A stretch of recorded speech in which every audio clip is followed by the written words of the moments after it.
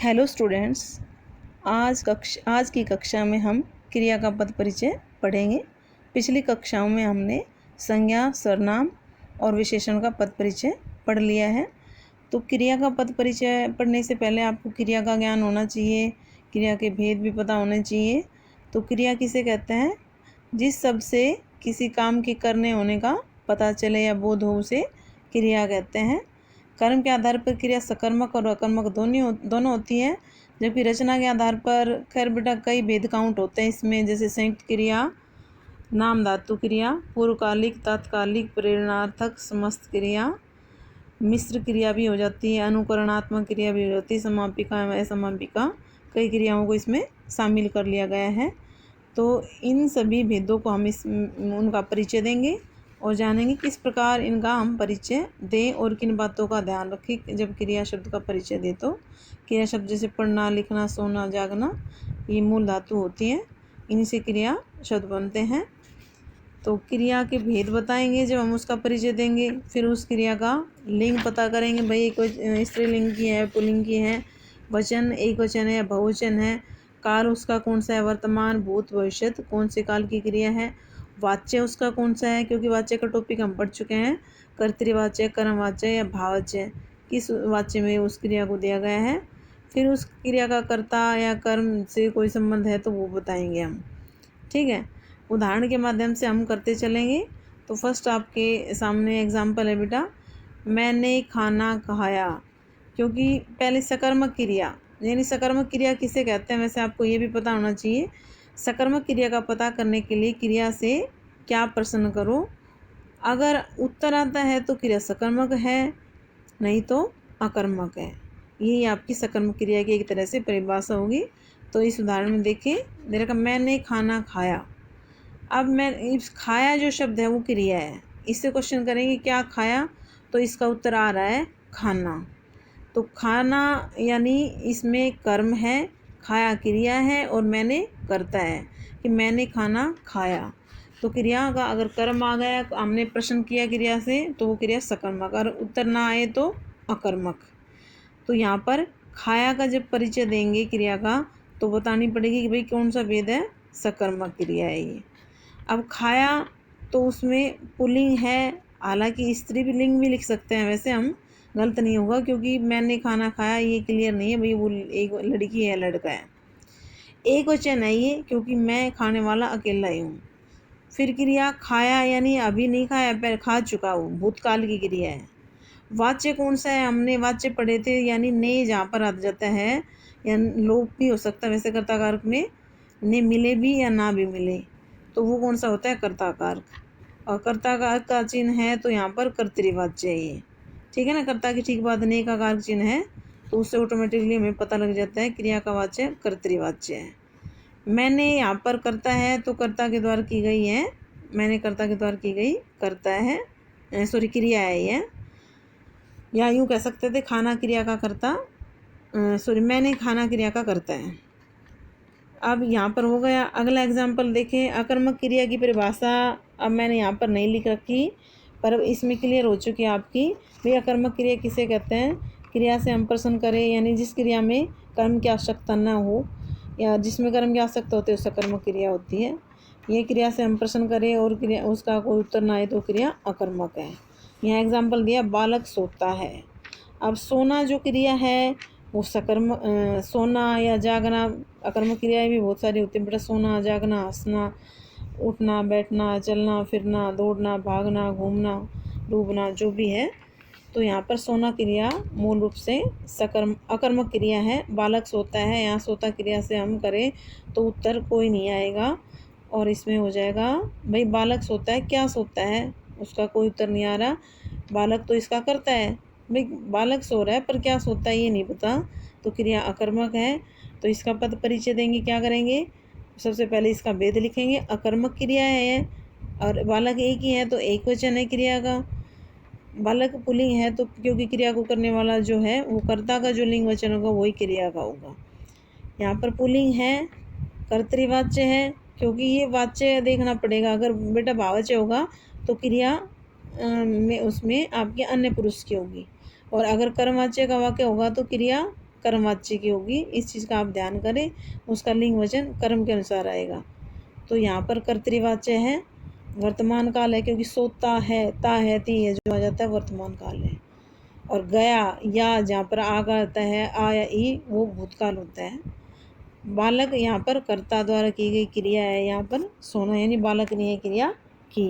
तो ये आपका अकर्मक क्रिया का एग्जाम्पल होगा। सकर्मक क्रिया बेटा एग्जाम्पल देखो मैंने एक ही दिया है, खाया। या जैसे खाना हो गया, पढ़ना हो गया, खेलना हो गया, ऐसे बहुत सारी आपकी सकर्मक क्रियाएँ हैं। तो उनके एग्जाम्पल आपके आगे बहुत सारे आएंगे आगे। जैसे मैंने पुस्तक दी यानी देना, तो वहाँ सकर्मक क्रिया है। अगली क्रिया का भेद हम एग्जाम्पल उसमें कर रहे हैं संयुक्त क्रिया का। मैं यह भार उठा सकता हूँ। अब यहाँ पर उठा सकता हूँ, सबसे पहले तो आप संयुक्त क्रिया क्या होती है ये देख लें, परिभाषा देखें। यहाँ समझे आप, सबसे पहले जब दो या दो से अधिक क्रियाएं मिलकर एक ही कार्य का बोध कराती हैं, वो संयुक्त क्रिया कहलाती है। यानी जब दो क्रियाएं मिलकर एक ही क्रिया का काम करें, संयुक्त यानी दो ज़्यादा होगी इसके अंदर जुड़ी हुई आपस में दोनों क्रियाएं, और एक ही काम कर रही है, तो वो संयुक्त क्रिया कहला सकती है, कहलाएगी। सकती क्या है ही वो। यहाँ एग्जाम्पल में है, मैं यह भार उठा सकता हूँ। अब यहाँ उठा सकता हूँ, या मैं चला गया, ऐसे कर दूँ, चला गया। उसने खाना खा लिया, तो उसमें खा लिया या चला गया, वो भी संयुक्त रूप हो गया। उठा सकता हूँ, यहाँ पर उठा सकता हूँ पद परिचय देंगे तो लिखेंगे भाई संयुक्त क्रिया है, यह एक वचन है, क्योंकि यहाँ करने वाला कौन है क्रिया का, एक ये करता मैं, तो क्रिया भी आपकी एक वचन की है। पुल्लिंग है सकता हूँ। अब यहाँ पर क्लियर है पुल्लिंग है, स्त्रीलिंग का डाउट है ही नहीं, क्योंकि सकता हूँ, मैं भार उठा सकती आता अगर लड़की होता। वर्तमान काल है, कर्तृवाच्य है, क्योंकि इसके ठीक बाद ने का लोप है, क्योंकि से के द्वारा अगर होता तो भाववाच्य या कर्मवाच्य हम जाते हैं, वो है नहीं, तो सीधा अगर से या के द्वारा या द्वारा नहीं है तो सीधा हम उसमें कर देते हैं कर्तृवाच्य। कर्तृवाच्य बताएंगे, मैं कर्ता द्वारा की गई यह क्रिया है। अगला एग्जाम्पल समझेंगे हम, अगली क्रिया का भेद है इसी में, इस एग्जाम्पल में। हमें अच्छाई को अपनाना चाहिए। अब ये यहाँ पर दिया आपका एग्जाम्पल, ये आपका नाम धातु क्रिया का एग्जाम्पल है। हमें अच्छाई को अपनाना चाहिए, तो पहले नाम धातु क्रिया समझ ले। नाम धातु क्रिया संज्ञा सर्वनाम विशेषण क्रिया संज्ञा सर्वनाम विशेषण शब्दों से बनाई जाती है। जैसे मैं कह दूँ, बात से बतियाना, गर्म से गरमाना, आपका अपना से अपनाना, हाथ से हथियाना भी होती है बेटा। बहुत सारे एग्जाम्पल है, मैंने कुछ ही लिखे हैं। तो ये आपकी यानी संज्ञा सर्वनाम और विशेषण शब्दों से बनाई जाती है क्रिया। जैसे हाथ संज्ञा शब्दों से हथियाना, बात से बतियाना, अपना सर्वनाम शब्द से अपनाना। अब यहाँ पर गर्म आपका विशेषण, गर्म से गरमाना। यहाँ देखें अपनाना का पद परिचय देंगे तो क्या देंगे, नाम धातु क्रिया हो गई, एक क्वेश्चन हो गई कि हमें अच्छाई को अपनाना चाहिए। स्त्रीलिंग हो गया यहाँ पर, क्योंकि अच्छाई के लिए यहाँ पर प्रयोग हुआ है कि हमें अच्छाई को अपनाना चाहिए। किसको, अच्छाई को। तो अपना अच्छाई वाचक संज्ञा है, वो स्त्रीलिंग है, तो स्त्रीलिंग हो गया। वर्तमान काल कर्तृवाच्य हो गया, इसमें हमें कर्ता द्वारा की गई क्रिया है। तो ये आपका क्लियर। अगला एग्जाम्पल है आपका पूर्वकालिक क्रिया का एग्जाम्पल है, पवन खाकर, खाना खाकर सो गया।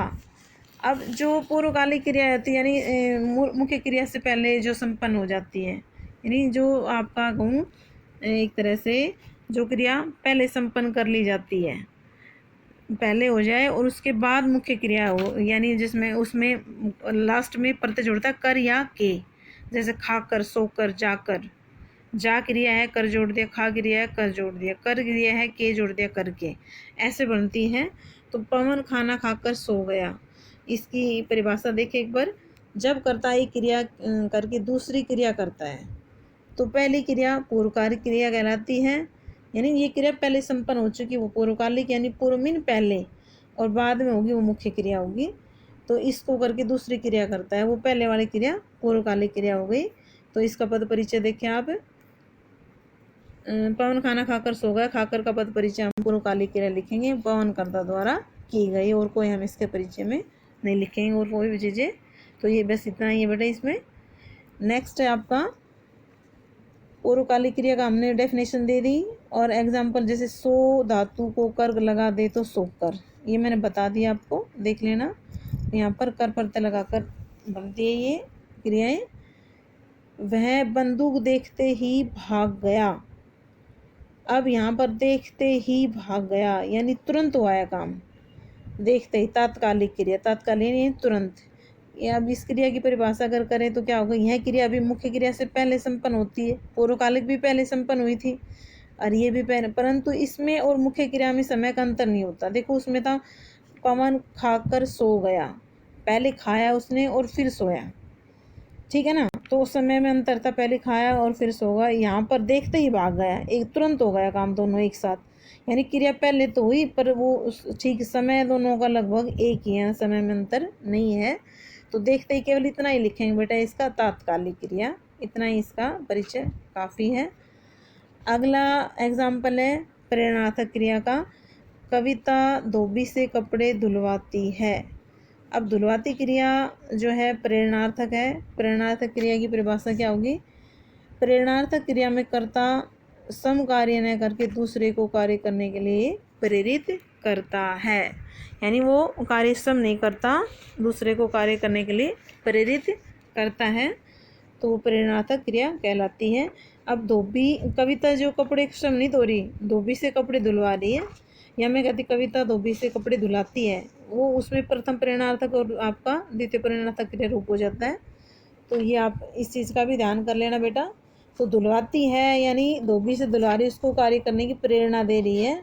इसमें हालांकि कविता है वो कार्य को करने वाली है, पर उस समय न करके दूसरे को प्रेरित कर रही है। तो यहाँ पर इसका प्रेरणार्थक क्रिया लिखेंगे, एक वचन है, स्त्रीलिंग है, क्योंकि कविता यहाँ पर क्रिया को करने वाली है, हालांकि खुद नहीं करी, करवा रही है, तो क्रिया का लिंग वचन कर्ता के अनुसार ही हुआ स्त्रीलिंग। वर्तमान काल है क्योंकि ती है आर है, और कर्तृवाच्य है क्योंकि से के द्वारा नहीं है, ने का लोप है यहाँ पर कर्ता के ठीक बाद, तो आपकी कर्तृवाच्य की ये क्रिया हो गई। इसका परिचय कंप्लीट। नेक्स्ट एग्जाम्पल देखिए बेटा आप, वह पढ़ लिख नहीं सकता। अब वह पढ़ लिख नहीं सकता, पढ़ लिख जो है आपको दिख रहा है इकट्ठा जोड़े में है, इस तरह के एग्जाम्पल आप उसमें पढ़ते हो बेटा। समास के अंदर भी द्वंद्व समास में उठना बैठना चलना फिरना ऐसे हो जाते हैं, पढ़ना लिखना, तो ये पढ़ लिख समस्त क्रिया है।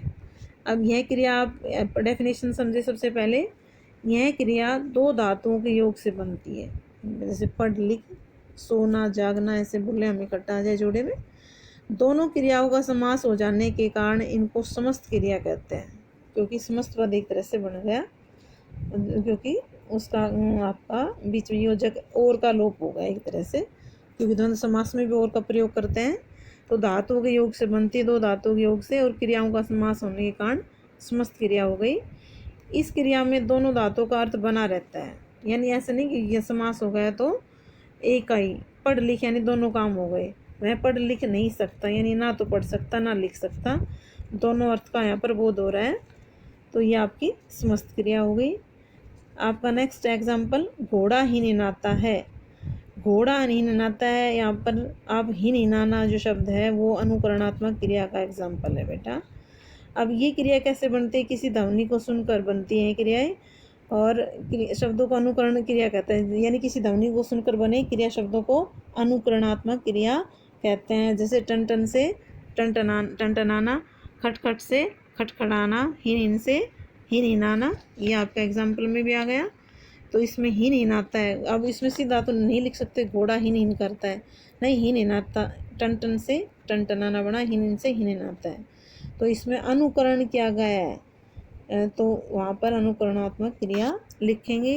क्रियाएं तो बेटा और भी दो तीन होती है, जैसे व्युत्पन्न क्रिया होती है, ये क्रिया होती है मूल क्रिया से उत्पन्न होती है, जैसे मैं कहता हूँ पढ़ने से पढ़ाना, उठना से उठाना, वो भी होता है कटना से काटना, इस तरह व्युत्पन्न क्रिया भी होती है। पर इतना कुछ आपका बारीकी में इतना दो ज़्यादा भेद नहीं पूछे गए हैं डिटेल कभी भी, फिर भी थोड़ा ध्यान करते चले इन चीज़ों का।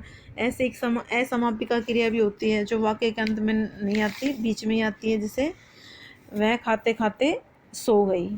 पक्षी चहचहाते हुए आकाश में उड़ रहे हैं, अब चहचहाते हुए, खाते हुए उड़ते हुए, बच्चे खेलते हुए स्कूल जा रहे हैं, ऐसा एग्जाम्पल दे दूँ, खेलते हुए, तो असमापिका क्रिया हो गई, वाक्य के अंत में न आने वाली, यानी बीच में आई है वो।